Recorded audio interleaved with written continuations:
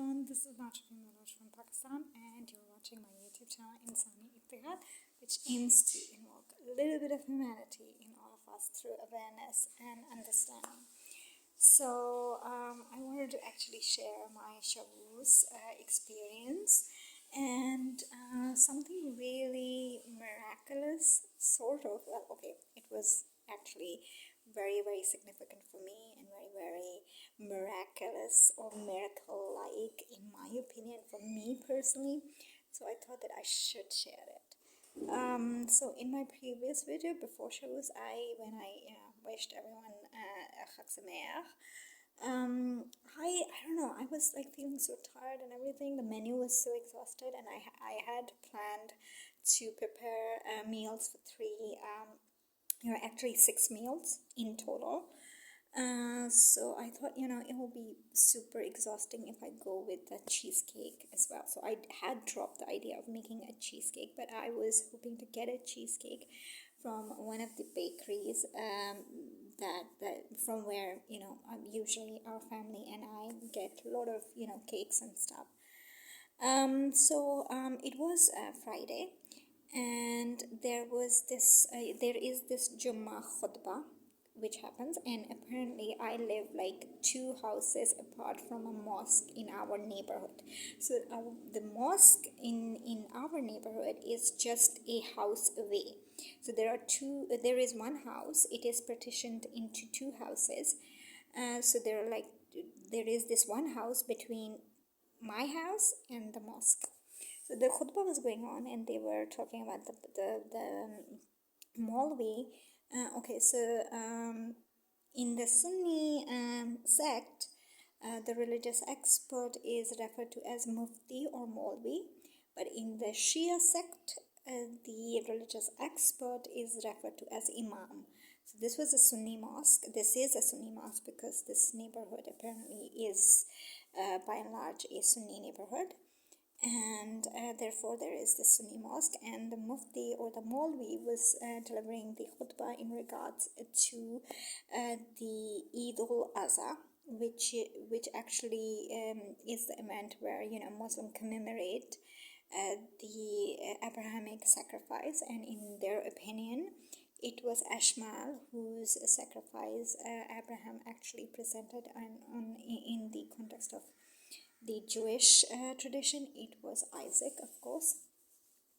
So anyway, in that context, he was actually explaining the suitable animals to be slaughtered, and I will make a separate video in regards to that, in regards to that khutbah and everything. But when I was hearing that khutbah, I realized that, okay, and in that khutbah, the Maulvi actually said that, if both the male and the female halal animal can be slaughtered for Eid al-Adha to commemorate Abrahamic tradition of slaughtering Ishmael. And in that context, I somehow realized, wait, so there is this kosher meat, but there has to be kosher milk or kosher dairy as well. I had the idea that kosher, within kashrut, meat and dairy shouldn't be mixed. But I have this naiveness, and I never, gave a thought to the idea that dairy can be unkosher as well. I thought because milk and milk products are usually untainted, milk is a natural phenomenon. It comes and then naturally you sort of in my opinion it was like I have made a cottage cheese at home.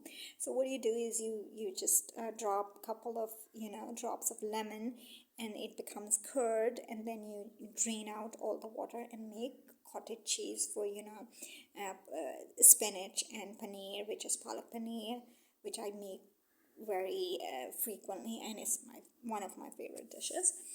So I thought that it's safe. To check dairy that it is, if it's kosher or not, it's no point because milk is just natural, and but my utter shock came, but I don't know what happened after listening to this khutbah. I went and I googled. I said, dairy kosher should be, and I mean, I should know if there is a halakha towards the dairy being kosher. And to my utter surprise, I will link the article which I actually read in detail before, lighting the Shabbat candles on Friday evening. And Baruch Hashem, miraculously, and I think Hashem put this thought into my head, because I was planning to get the Shavuos cheesecake in the evening of Saturday, because I had asked my brother that can you just go and pick up this cheesecake. I showed him the picture. This is specific cheesecake, please. It is called the New York cheesecake, ironically. So I said, this is the New York cheesecake you have to get from so and so bakery. But Baruch Hashem, I read this article through divine providence and through divine, directions which came to my heart and my brain. And, Hashem asked me to, girl, if you're observing Shavuot, please see see these details and, be careful. So I read this, article, and it says that cheese which is manufactured or cultured or produced without the supervision of an Orthodox rabbi or the OU, that is Orthodox Union, is not kosher. So any cheese which I can even make at my home, even I think halachically or specifically it's not kosher, because if I make it with lemon and make this cottage cheese, it could be, but then again I have to see where the milk source is coming. So in this article you would see how specific the guidelines are for kosher dairy. Even the buttermilk and butter derived from curd or making of the curd, that has to have specific enzymes and specific microbiomes to actually make curd, and then from the curd you would make buttermilk and butter and cheese. So no cheese is kosher which is produced in Pakistan, at least. And so I dropped the cheesecake thing and didn't have cheesecake on Shavuos. I just had a glass of milk with honey on the first night of Shavuos, and then also in the second night of Shavuos, and then I pretty much had meat meals in the afternoon, the other afternoons, and then I had vegetable meals along with the dairy. Actually, it was only milk and honey, and that's about it. Milk and honey, and then I had, I think, shake. I had a mango shake. So that's sort of dairy. So new rules: no processed milk, that is packaged milk. That's not kosher because it can get contaminated with other sources. No cheese. Cheese is literally, like they say in the Islamic world, it's haram, and I cannot even think of visiting Italy anymore. Although my younger siblings, we were actually looking forward to have a trip in the city on which my mother was named.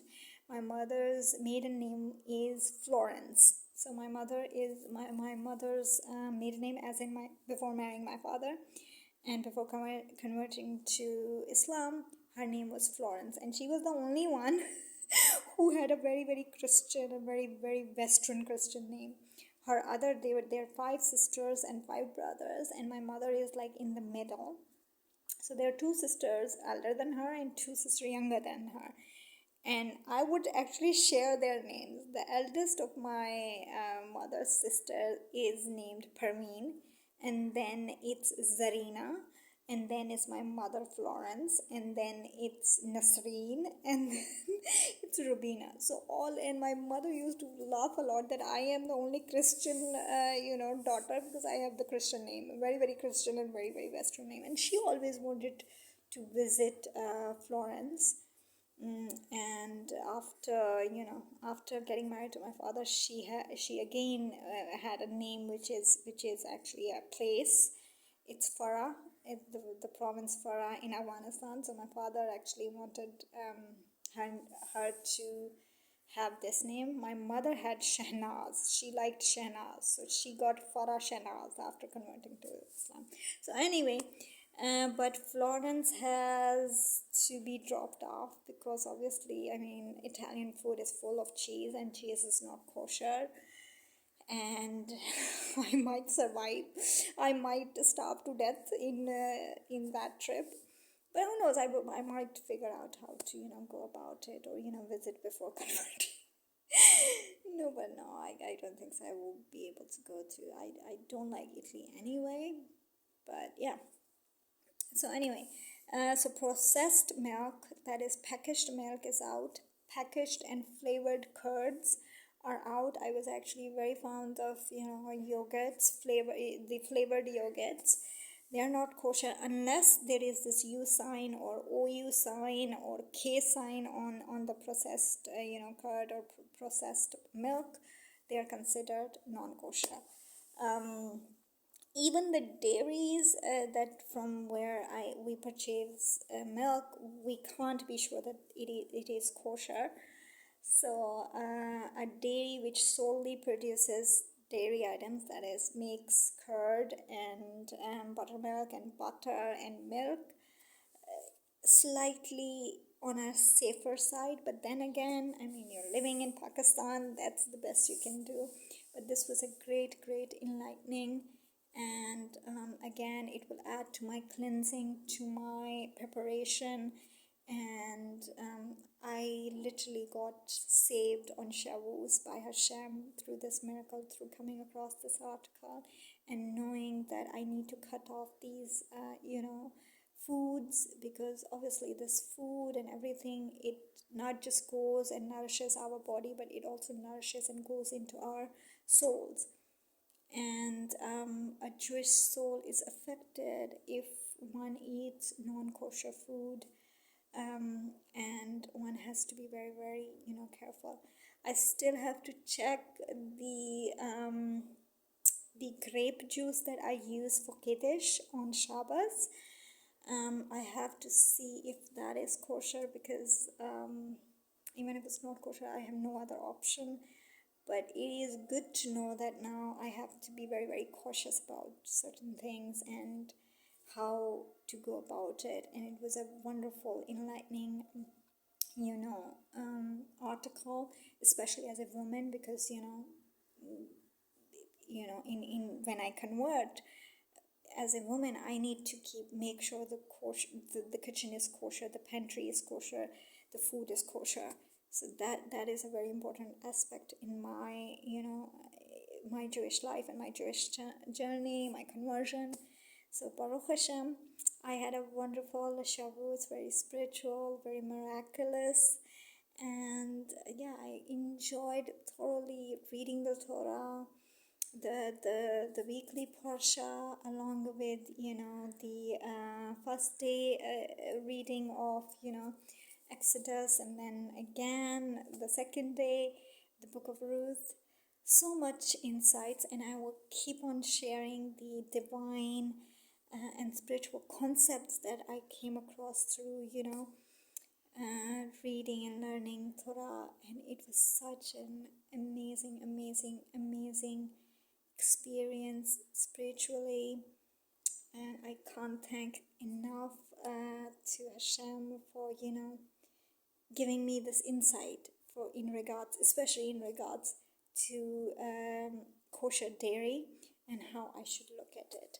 So I would link the article in the description section, so you have a look and also be careful, and I hope it helps.